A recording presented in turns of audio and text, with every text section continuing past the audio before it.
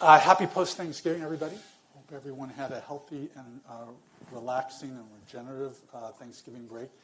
We're here for this final in this important series of Master Class that provides a space and time for the Rossier community of staff, faculty, and students to gather as a community to learn, develop our knowledge about the field in which we all work, to promote conversations central to Rossier's mission, and thus reinvigorate our commitment to the mission, and for opportunities for collaboration across our siloed spaces. As a result, the Rossier staff, faculty, and students will hopefully strengthen our capacity to have impact in the field and in society. The previous 4 sessions have been led by our 2 exceptional scholars, researchers, and educators, Dean Pedro Noguera and Professor Mary Helen Immordino-Yang. They've provided us important ideas that explore how we can recenter education into supporting and enhancing learners' rich human potential, their interests and passions, cultural fonts of knowledge, lived experiences, preferences, and dispositions of mind. So we're here today, and again, this is a culmination of something that the Dean thought about, how to uniquely envision us as facilitators and guides, to think about how we are teaching, and even sometimes the ability to reject how we are thinking about teaching, in embracing the roles of students in the developmental of intellectual capacities and dispositions. In essence, Mary Helen, you have focused on the science of learning, and Pedro, you have focused on the art and the possibilities of teaching to advance equity and justice. So before we begin a discussion with the audience, and we really want this to be interactive, you'll see little cards there, and we want this to be both online for those out there in the listening world and here in person to interact with these 2 extraordinary educators. But I want to start with Mary Helen. What have you learned from Pedro during these masterclass sessions? And then to Pedro, what have you learned from Mary Helen? Oh, wow. Okay, you know what?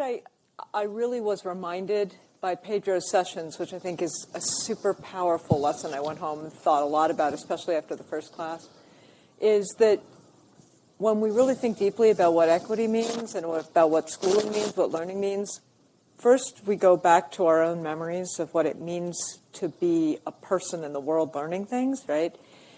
And second, we go back to the traditional sort of developmental ways of understanding people through relationships. That's the key thing, the key theme that kept coming back in Pedro's lectures.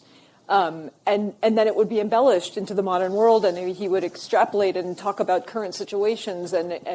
But what was really fundamentally, powerful, I think, to me, was thinking about how what it means to learn, what it means to innovate in education is actually to return to what it means to be a human, and a human engaged in relationships and in a social world where things happen. People get trapped in caves. Stuff happens, and it's that where education really plays out and shows its true colors. It's how can we deal with these situations? How can we manage ourselves in the complex mess that the world throws at us? How does it feel to be me thinking? What kinds of opportunities, what kinds of activities have I engaged with, right? I had a library that, Pedro was saying his parents made him go to the library, right? These small things can have huge cumulative effects on how kids feel and think in the world. And that's the essence of what education really is about. Yep. We have to return to thinking about those things. How do we provide those things in a rich way to everybody? So back to basics in many ways, while we're meeting the New World Order. Dean, you obviously know Mary Helen's work intimately in terms of thinking through what she has, given us in terms of research, in terms of teaching. What are lessons learned over the last couple of discussions from Mary Helen's perspective? So thanks for the question, and thanks, Mary Helen, for such thought-provoking sessions. I want to take a step back and just say it's ironic. I've been in academia for well over 30 years, and I've never been to a school where we actually critically examine teaching and learning. Right? A school of education. You would think this is like what we do. And I think it's because there are so many assumptions about it. Right? There's an assumption if you have a PhD, you can teach. Who thought that? There's an assumption that if you got good grades, that you could come and learn, because it's just like a sponge. It just kind of comes into you. So having the time to really reflect, to think about it, what does this really mean? What are we really doing here? How do we do it with some intention to address big, complex issues facing our world was, for me, I thought, a very helpful thing to do. What Mary Helen has done for me is to, first of all, remind us and remind me how complex learning really is. Right? That is, on the one hand, we could say that to be human is to learn. Right? That is, the only way you can prevent someone from learning is to deny them stimulation. Right? Like, literally, keep them in a box, and therefore they will not learn, they will not grow as a human. But understanding how we learn, which is what Mary Helen opened up, and how it's connected to other aspects of human development and our biology as humans, was really important, because instead of taking it for granted, it then calls upon us to approach the project very differently than I think we often do. You think about, so often teaching and learning in a university setting looks like this, some version of this. Experts talking, students listening. Now, that works sometimes. But God, is that really? How many of you use YouTube to learn something new? Right? Why has YouTube become probably the most powerful and useful means of learning out there? Because it doesn't just tell you, it shows you. And you can slow it down and play it over and over until you actually got it. And that gets more at the learning process than most things that we actually do. Right? It's amazing. But then I will also flip it. How many of you have taken lots of courses and remember very little of what you, even when you got good grades? Right? Because in many cases, and this is where Mary Helen's work is so important, unless there was something really meaningful, which also means emotional, attached to that experience, a lot of times it just kind of went through. And maybe I'm often led to believe that maybe it's not so much about the memorization that's important. Maybe being in school for a long time makes us good at learning, so that we have the ability to learn more things. And so even if we don't remember chemistry, right, now, with a refresher, some of us might be able to learn it again, right? Because we're good at learning things by now. But it reminds us that, so much about covering content is nearly that's not what's most important. Right? Even though when we're developing our syllabi, that's what we focus on. We got to make them read this. They got to read this. They got to read that. Even though we know we've assigned so much, there's no way they could absorb all that stuff. But we have this idea in our head that it's the exposure, ultimately, that matters, not the learning. And I think that's a lot of times what we're missing out on. So Mary Helen has reminded me, and I hope many of you, that it's way more complicated than just exposing people to information, that learning entails much more. So I'm reminded when the dean and Mary Helen are talking that we have this thing that we've just come through. Hopefully, everyone in this room and online, in a good, healthy way, or better than most, on the pandemic, and it has made us go back and re-examine fundamentals. It has made us go back and look at K-12 education, higher ed. It's based off an agrarian calendar. Where does that fit in the current world order? We'd like to start this sort of interactive discussion where if each of you at the tables and those of you in the online universe could take 2 minutes and share what you've learned as a result of the Masterclass program.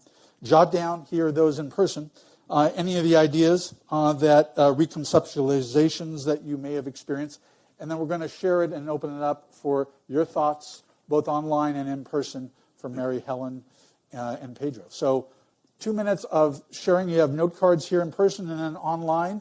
We have Kanae and helping out to sort through any comments coming in from online. But what have you learned in terms of traditional, non-traditional thinking based off of what Pedro and Mary Helen have been talking about? So 2 minutes for that, and then we'll whip it around.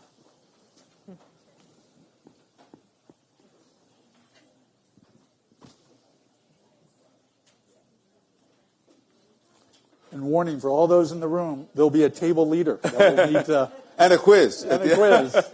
And for those on faculty, the dean is here.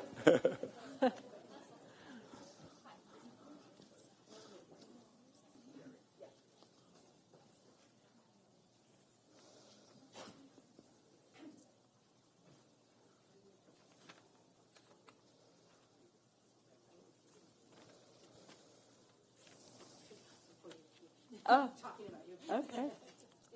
Very good. So. One more minute, folks, and then we'll share.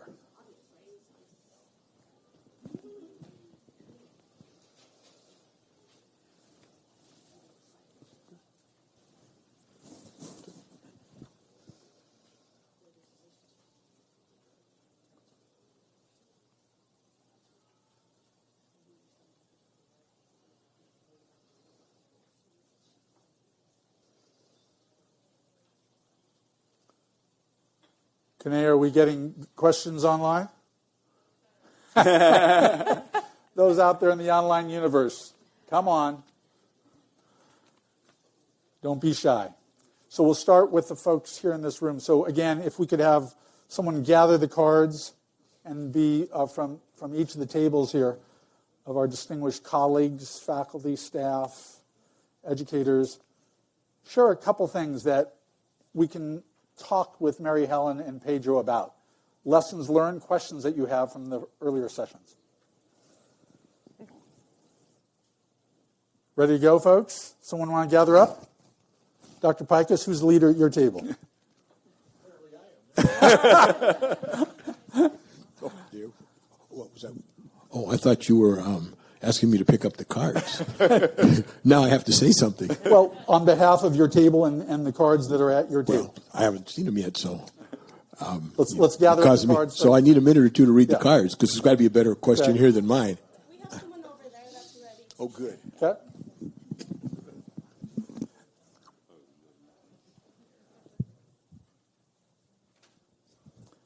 All right, so first question, how do we start to make these changes? Everyone agrees that change is needed. Is this a start?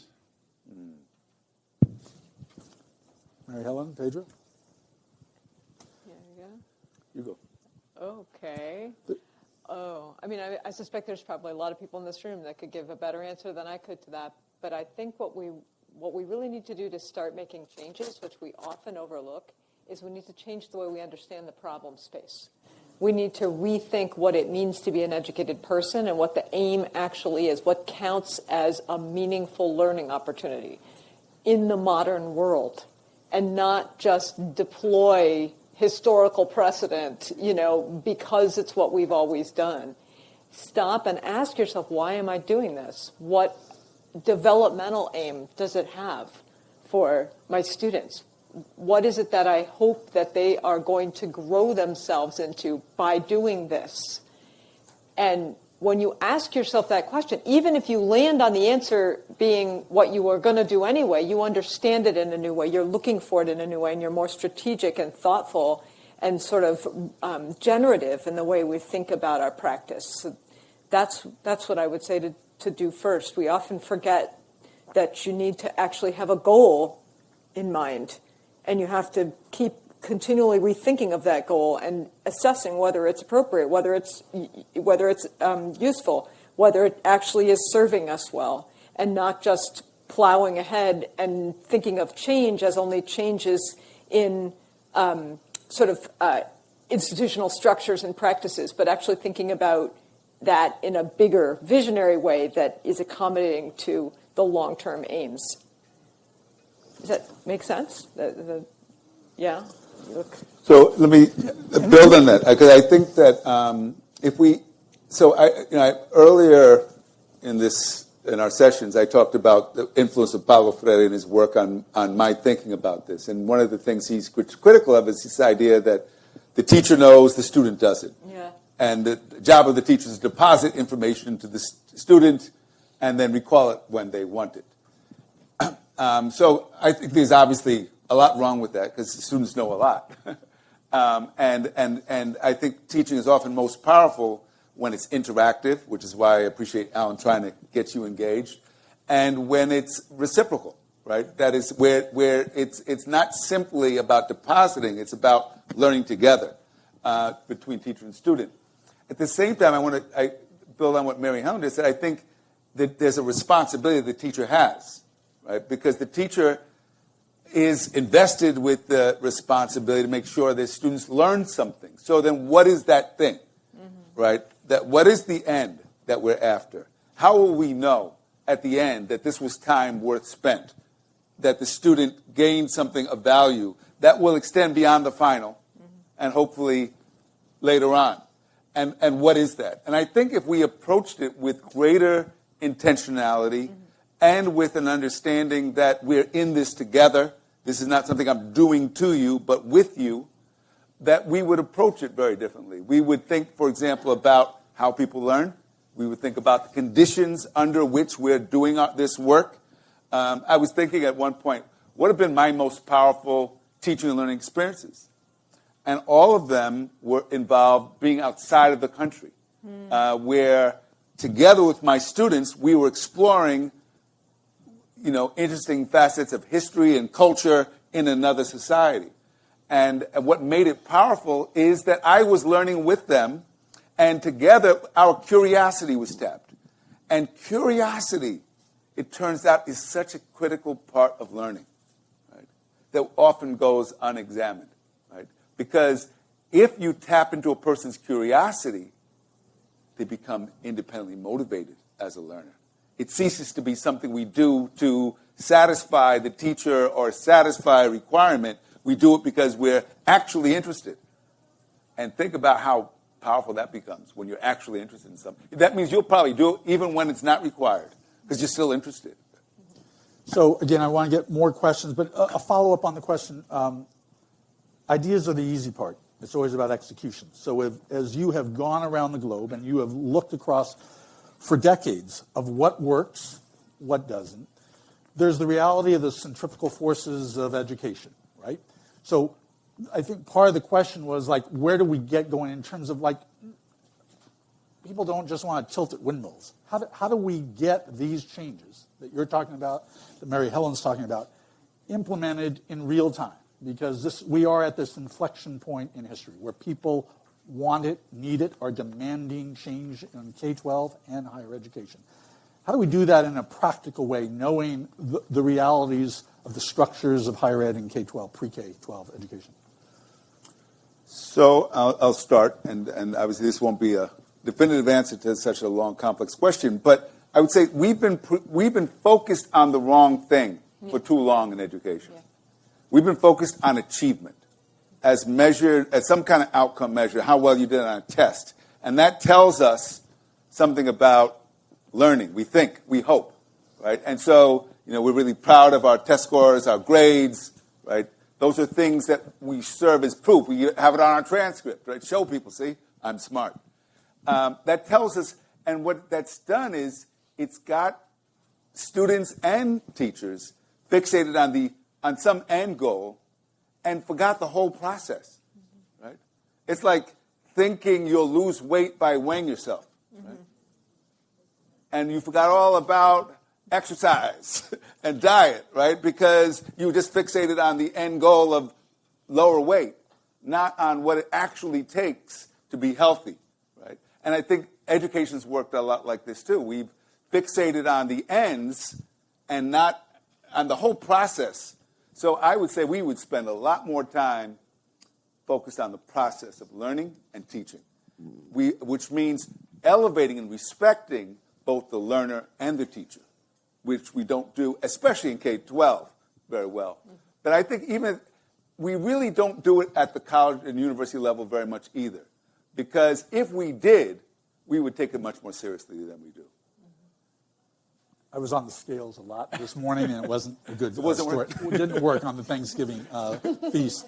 Mary Helen, thoughts on that? And again, I always push my friend Mary Helen in that I talked to her just before today about if we got rid of those intermediaries and took the work that Mary Helen has been doing in such extraordinary ways and took it straight to the kids. Do we need all these intermediaries? Do we need to have the tablets come down from the mountaintops of the school districts to the principals, to the teachers? Can we give some of this straight to the kids? Can we go to a peer-to-peer world? I mean, yeah, but also to build on the, what Pedro was saying and tie it to your question, Alan, and also to the question that you asked originally, I think if we start to think, like Pedro said, that we are co-constructing opportunities to do something together, as compared to deciding what to do in advance always and imposing it on other people, right? So you, as the teacher, you're deciding what the aim is. I need kids to be able to understand these kinds of things, engage with this kind of material in a flexible, fluid way. They need to have learned, to be able to understand this kind of stuff. But then you think about what are the experiences that they would need to have for themselves to be able, hopefully, to get themselves to that place. You can construct those together with the kids. Right, you're managing, you're, framing, you're setting out the kind of parameters and showing them what's possible, but then you're constructing it with them. And the buy-in that they give you, even if it's not perfect the first time, even if it's not as well executed as it might have been had you had the perfect lesson that you deployed, right? The buy-in you get from human beings feeling like they're engaging together in an agentic way and building something is incredibly powerful. And that in of itself is a developmental learning process that teaches you how to learn. It teaches you how to be more effective at engaging with the world to extract information over time. So it's that process-oriented kind of dispositional approach that we really need to attend much more to, rather than just the outcome of what you think you know. Because with the joke at the beginning that Pedro already made, there's so much coursework you do that you don't remember it afterward, right? So, what's it for then? You know what I mean? If we can actually start to think about how do we engage as collaborators in a classroom amongst peers, and mixed age group peers potentially, and adults and kids together, how do we construct things together in a way that leverages everybody's strengths? Other questions? Was there anything else from that table? I have You gotta be something the for curator. online. Great. Yeah, so there's a couple of comments that came in from two separate people. First one is, a major value of education is to develop the thinking and expression process so that the student can deal with issues in the future that we do not even know exist. And if we want to go with the second comment, they shared, what resonated with me most is what Dean said about our need to reconceptualize teaching and learning. So thanks out there in the online universe. And by the way, that's another reminder, post-pandemic, there you have online, offline. It's all become sort of a mashup. And there, as much as we've been talking about coming back in person, so importantly, there was a good chunk of learners who did better online than they did in person. Not the majority, but what do we do with these different learning modalities that certain folks, for socioeconomic things, for peer pressure, everything, did better? So thanks for the online questions. Mary Helen, on those? On the questions that... Yeah, I don't know that I have any specific things. Pedro? What I was just thinking more about this idea that if we're really focused on the learning process, right? And how do you really know if someone's learned something? Well, they can show you, right? And they could actually teach someone else what they've learned. That's when you're starting to get into a level of mastery of learning. How do you know a kid can ride a bike? They get on the bike and they ride it, and they show you. They don't tell you about riding a bike, right? A joke I used to often tell teachers, I said, I have a friend, she's so good at teaching Spanish that she's taught her dog Spanish. and then she does a workshop, and invariably the other teachers say, okay, you're good, but now we want to hear from your dog. And she said, well, you didn't get it, because I never said the dog learned Spanish. I said I taught the dog Spanish. Think about how many people say, they can say they took chemistry, they don't know a damn bit of chemistry, but they took it and they passed. Right? Because we don't really focus on the learning. When we focus on the learning, the teaching looks different. Yeah. We're in it together. Yeah. Right? And that, I think, is a critical part of this. I think, can I add? Taking it back also to the notion you said before about the power of curiosity. And, you heard something in the second lecture I gave about the power of curiosity in kids' brain development, right? It trumps IQ and family SES and everything else in terms of helping kids actually grow their brains over time to think better.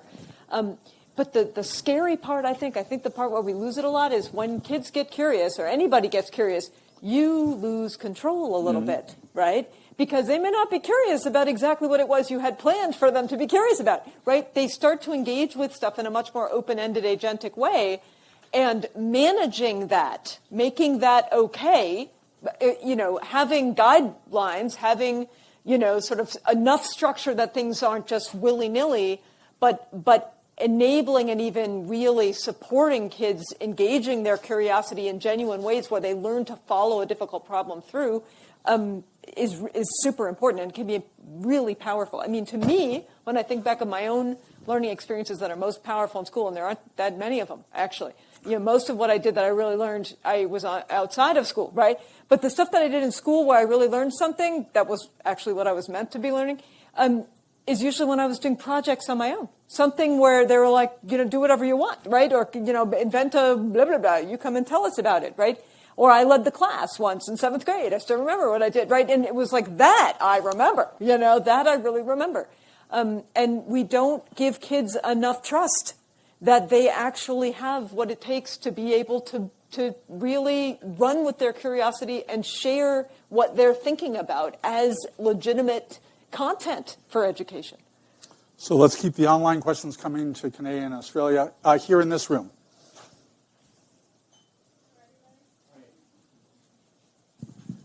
Now that I've learned my task, I can do it a little better.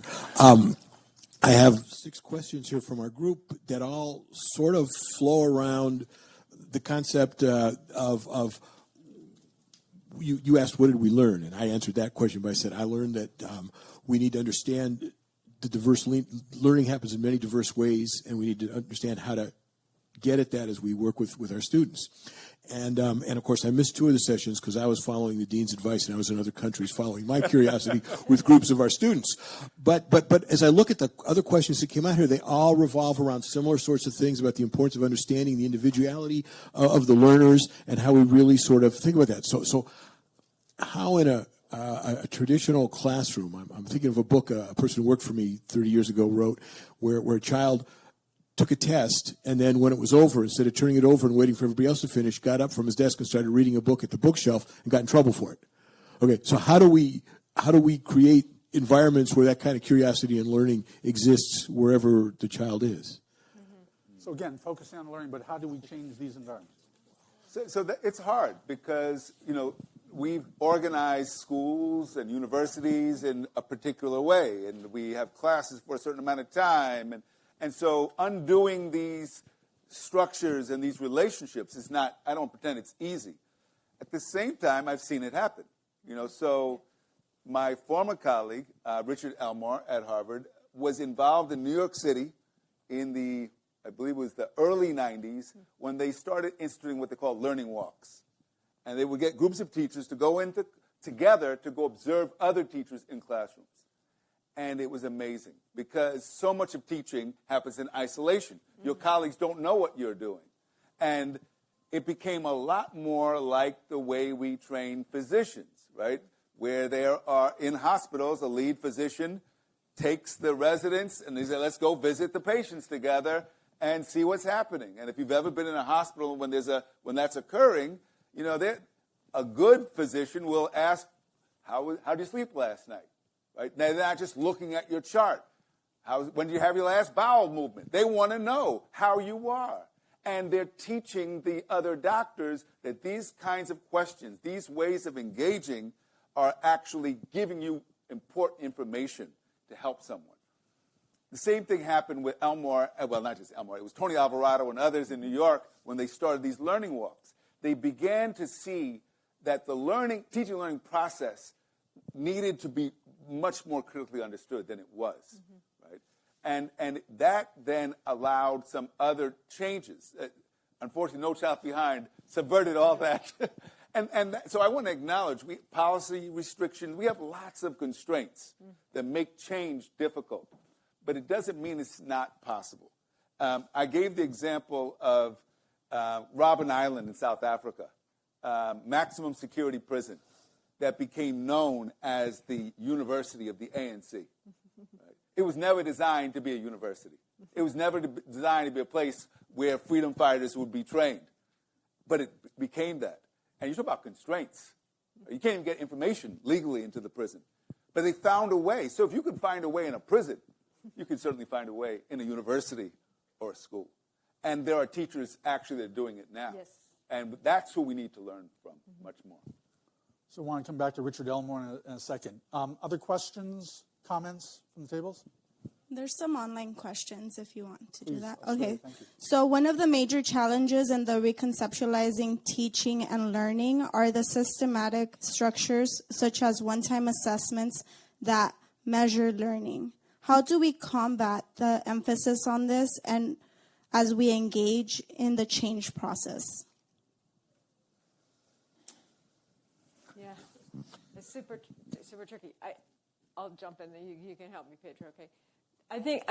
The first thing, I think a lot of how much power those kinds of single-time assessments have is in your face and your demeanor when you're talking to the kids about it and when you actually ask them to do it. So not completely by any means, but you can buffer the negative effects a little bit by setting the kids up to think about the testing situations in a way that is healthier, that actually it's a learning opportunity to see what you know and what you don't know, and to engage with almost in a game-like way is what I tell my kids to do. You know, you're playing a game. How much of this stuff can you get? How much can you figure out about whoever wrote this test, what they wanted you to understand here, and show them, right? And when you play it like that, you're psychologically buffering the kids a little bit. And then also I think we need to recognize that the structures, and here, Pedro, you jump in because you know more about this than I do by a lot, but the structures that we impose upon ourselves, we are imposing upon ourselves. And it's hard and it's slow, but we can start to do work that demonstrates that alternative kinds of structures are possible and can work and, in fact, can be much, much better. And then we need to be courageous and argue for those and make change. So, for example, the schools in New York City with the performance-based assessment schools. There's a whole consortium of schools, which Pedro was involved in the early stages of those schools, that are still existing now, that do amazing work with kids, where they basically got dispositions to opt out of standardized New York Regents testing, and instead they have their own kinds of performance-based assessments, where kids do extensive projects that are built out over long lengths of time and can be done collaboratively or alone and things. And, when we engage with those models, thanks to the Spencer Foundation, who gave me a fellowship to go spend time in those schools and watch what was happening and talk to kids and be in class and watch the teachers and interact with the teachers to figure out how are they doing it, right? And so we really do have great models, but we have to be brave about engaging with them, learning from them, collaborating and innovating with them, and then trying them out. And in the meantime, your job as a teacher is, in part, as an adult, to kind of buffer the negative effects to the best of your ability. Make the same testing opportunity into something that could be almost even fun, right? A game, something you're going to give it a whirl and see where we get. You know what I mean? And when you change your frame of mind, you're going to do the same as you would have, right? But at least it doesn't. It feels like a growth opportunity as compared to an endpoint that diagnoses where you got to, like the scale you step on. So, one of the things I learned very quickly as a brand new teacher in Providence, Rhode Island, was that when the classroom door closes, you have the power. Yeah. Right? And the question is, what do you do with that power? Yeah. Now, I was only 22. I said, I can't believe they gave me this much power. But, I felt I loved history. I'll make them love history too, which means making history come to life. That's what it meant to me, not just covering the book. Bob Moses, the civil rights legend who died not that long ago, last part of his life was focused on teaching math. started something called the Algebra Project. It was all about, first of all, understanding that kids think mathematically already, and then showing them how math and algebra operate outside of school to make it meaningful inside of school. And again, it was premised upon a recognition kids are not dumb, they're not empty-headed, they come with thoughts, they come with ideas and experiences, and that's what you build upon to create powerful learning experiences within schools. So the fact that teachers have more freedom than I think they realize sometimes, right? They have the ability to get kids engaged and get them excited about learning.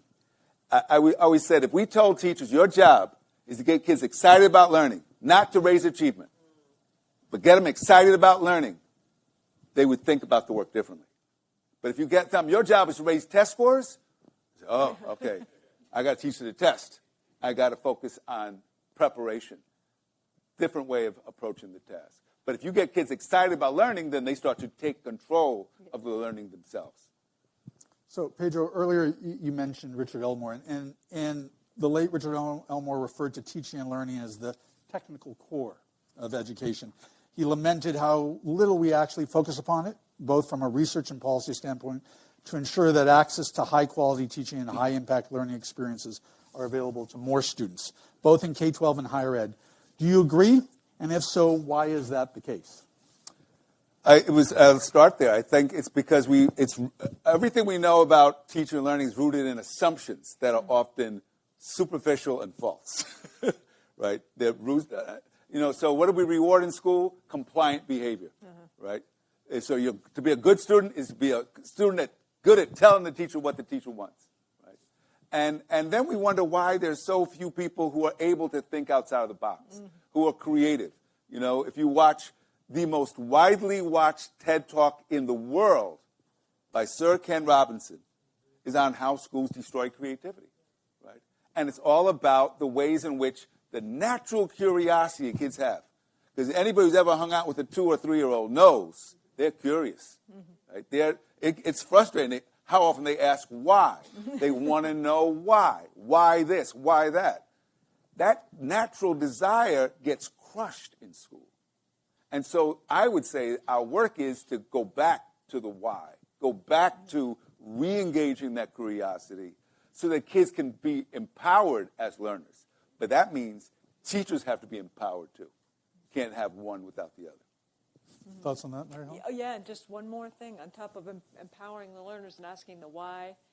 I mean, and along with that comes a willingness to really think hard. It's hard to think about difficult things. And if you're going to ask why and you're going to let them ask why, then you have to actually stop and think with them about why. And if you don't know, that's okay. Let's go figure out how we would figure that out, right?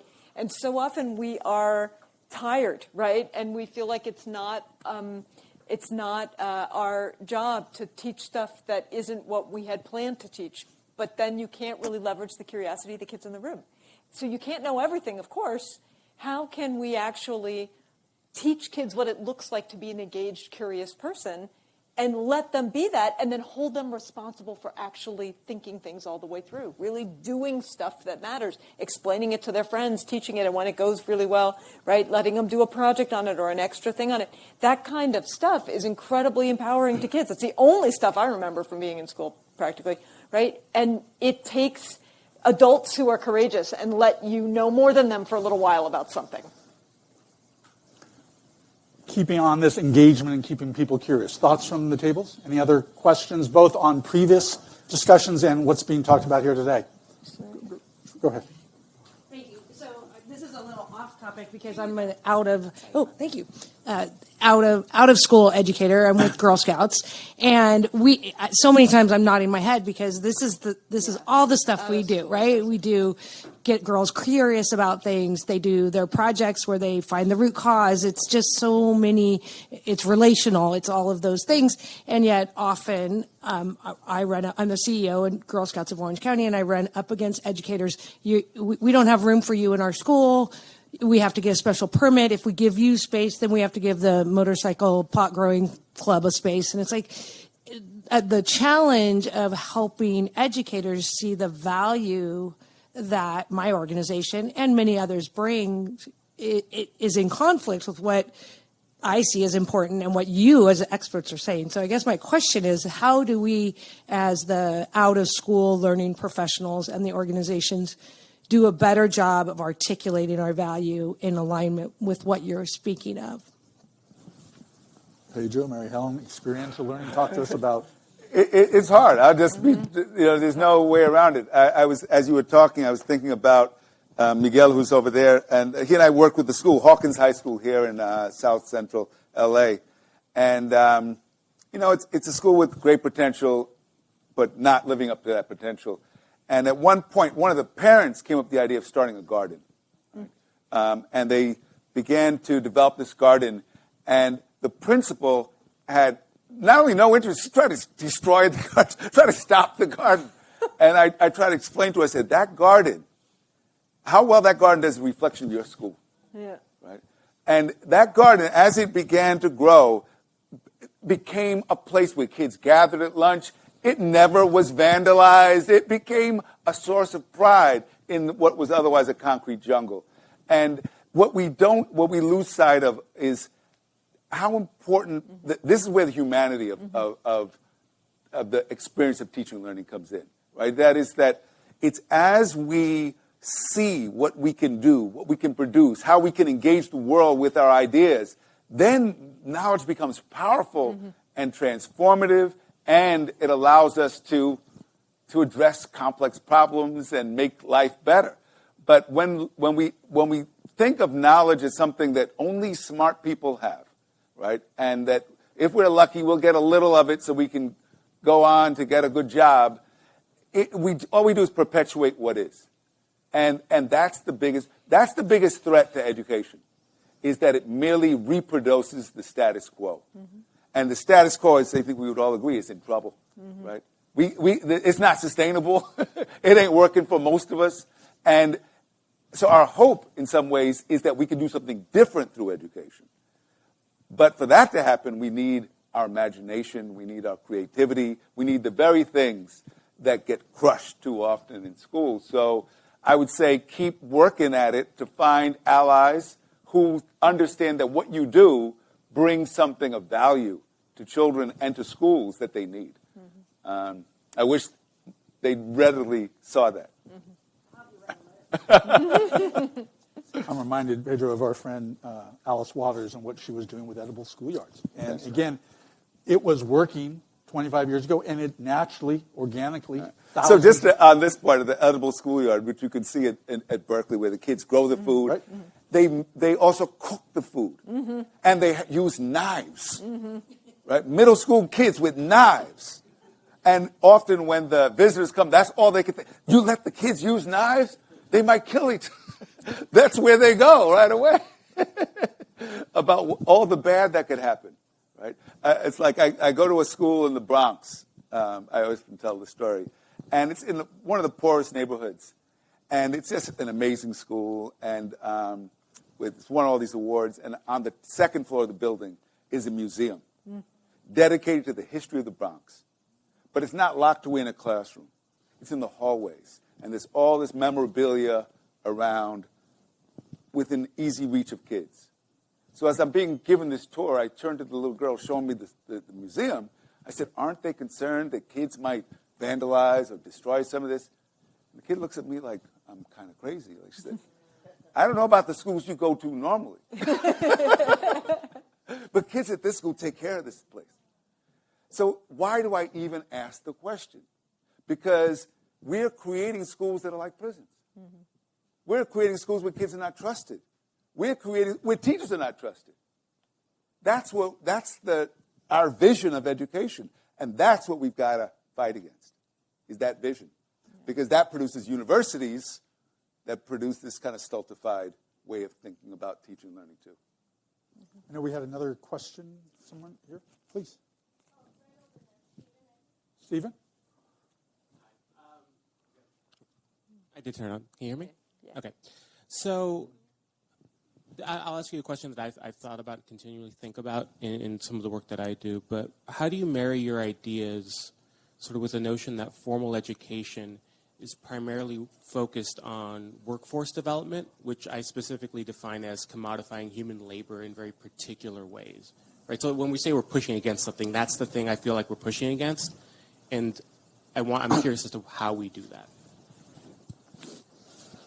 I'll take a stab, then you jump in, Pedro. I mean, I'm not an expert on workforce development, but what it does seem like is that a lot of our views on what counts as workforce development are actually quite antiquated. They don't fit the modern workforce. Employers are telling us they're getting people who can't collaborate, who can't be self-motivated, who are expected, they want to be told what to do, and then they're going to do it. They're not used to being able to listen in on somebody else's conversation and then pick it up and say, okay, let me try. Thanks for teaching me indirectly. I was watching, so now I know how to do it too, right?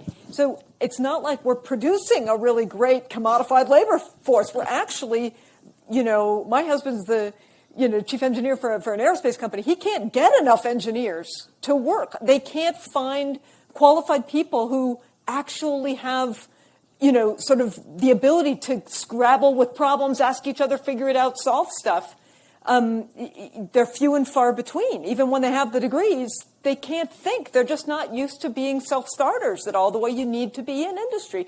So I'm not so sure that. I'm very clear. I think you're right. We're trying to commodify labor. We're trying to prepare our workforce, but I'm not sure that we're actually even doing that very well. And so I'm certainly not against people getting jobs. I think that the practical need to work is always going to be there, especially if you come from a low-income background. So, but I think what Marilyn has said is so true. That is that it's not that education needs to become more vocational to accomplish that.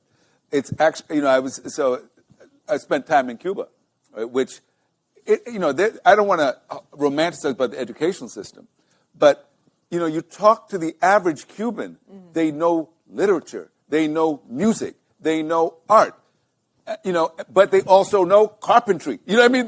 That is, and I was talking to a Cuban in Miami who is a carpenter. And he said, I said, wow, you can do so much. He said, yeah, but I was trained as a sculptor. He says, but I also know how to fix stuff. He says, that was part of my education, right? So I think we create this false dichotomy between who works with their hands and who works with their head, right? In fact, we're working with, if you really are learning, you should be able to learn to do both.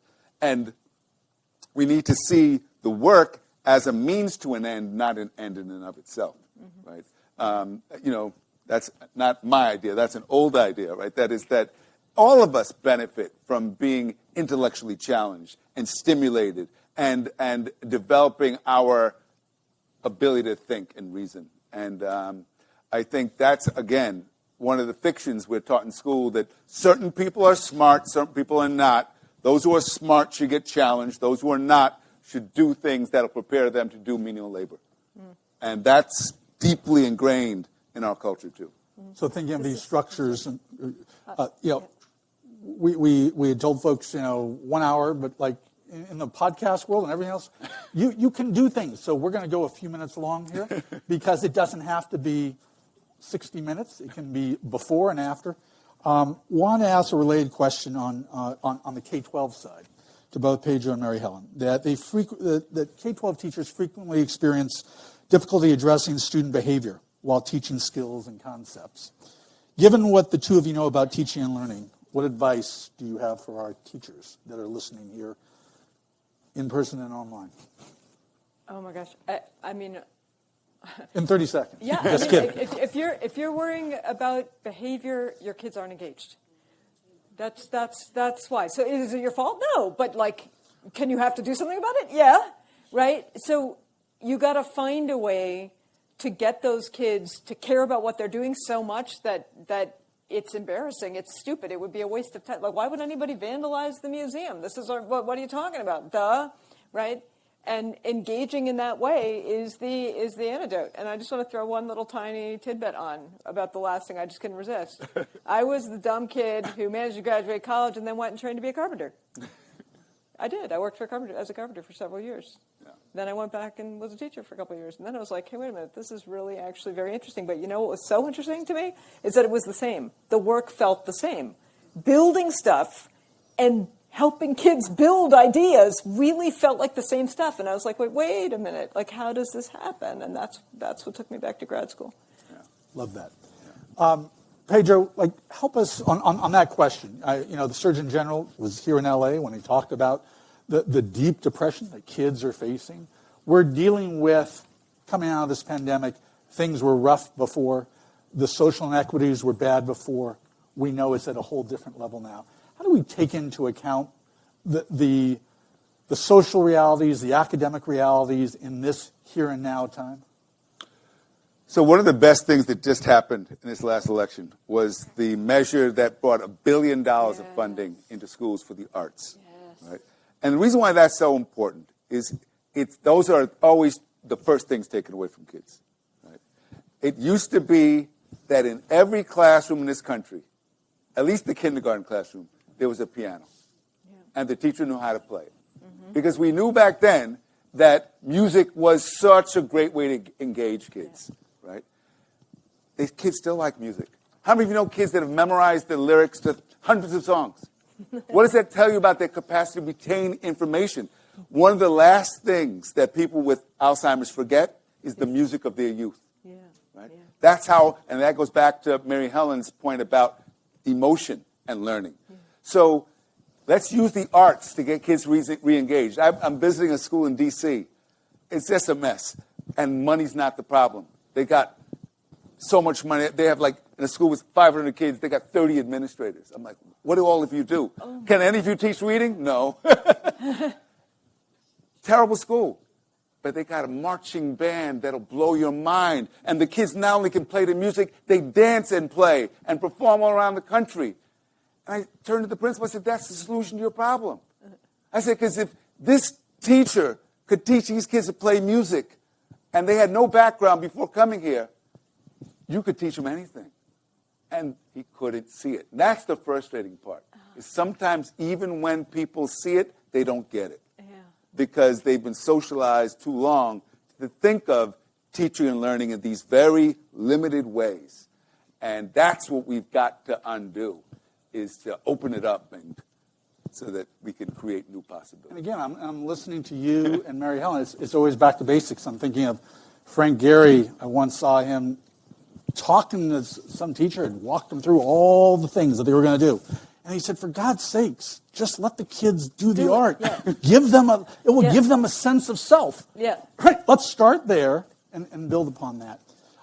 Walk us through, and again, limited time. And again, I think anybody in the online universe listening today and anyone here in the room, promise you if you submit questions to us, if not right now, we will get them answered to you, because that's the kind of educators Mary Helen and Pedro are. But the current world order, we couldn't have made it through educationally if the pandemic, the way we did, there was no Zoom, 20 years ago. Technology has given us some good things and some not so good things. I'm thinking social media. I'm thinking about, Pedro was talking about coming through the election, media literacy, all these things. Tell us about education, technology, and what are we doing with all this stuff? And how do we separate out the good from the bad? Pedro? You want to go first? Or? No, you do it. I don't know enough about it to offer an intelligent response. I do have a 10-year-old daughter, though, who loves to play games with her friends online. Mm-hmm. And sometimes I watch what they're doing. And I'm struck by how when they're building something together online, there is a learning going on. What I don't know is how do we make sure that kind of learning then allows that, can be applied, can be used in other, and maybe it is already. Maybe I shouldn't even have to be concerned. But I think it's potentially very powerful. I don't yet know how it can be tapped so that, because the tech companies have figured out how to get their eyeballs. They know that. They know how to engage. What I don't know is, can that be used to empower the person, the player, and not just the tech companies? Mm-hmm. Mm-hmm. I'm not sure. My hope is that if this tool is going to be around, and it is, that we can find ways to make sure it doesn't just control us, but rather can be used to enhance our lives. For those here in the room and online, so important where learning science meets education technology, right? That is what schools of ed can do. That is what faculty and educators can do, is make sure that it isn't just shiny lights, but things that work. Mary Helen? Yeah, I think you're asking the right question, Pedro. I mean, I think it depends. These are tools, right? Like any tool. A hammer is super helpful, but it's super useful. But if you hit yourself in the head with it, like, that's not a good use. Says a former carpenter. Right.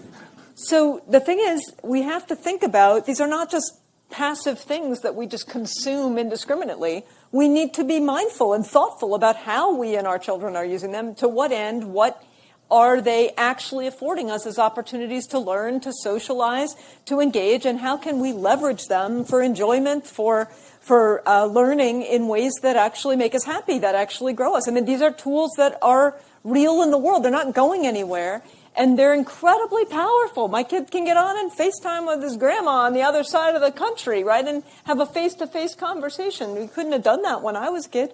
And at the same time, there's a lot of liability. And the bottom line, I think the real bottom line is we actually don't know. We don't know yet how learning in these online and digital kinds of tools and platforms is actually shaping our brain. I can tell you, for one thing, it definitely is. Because if, insofar as we are thinking, feeling, relating, managing ourselves differently on those platforms than we do in person, the way in which you think, feel, relate is shaping your growth over time. We're highly adaptive, highly plastic creatures. That's what makes us dominate the entire Earth landscape.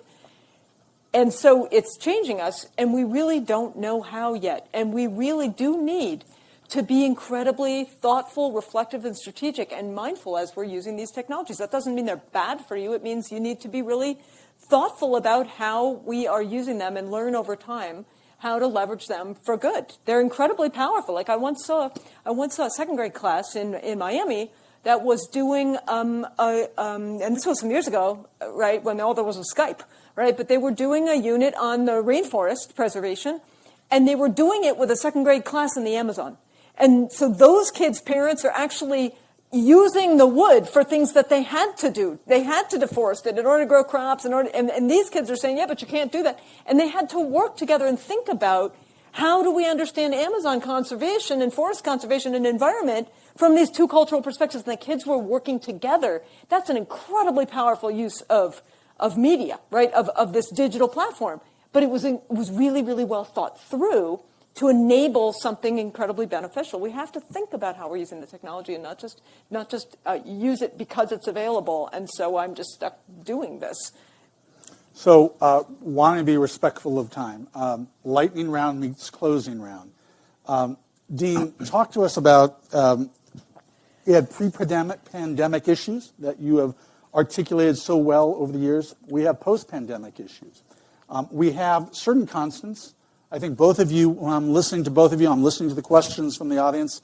Storytelling, communications makes a fundamental difference. Talk to everyone here and online as we think about this masterclass, what we have learned.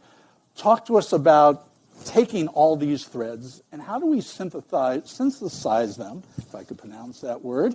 How do we do that in a way that it can be applied in practical ways?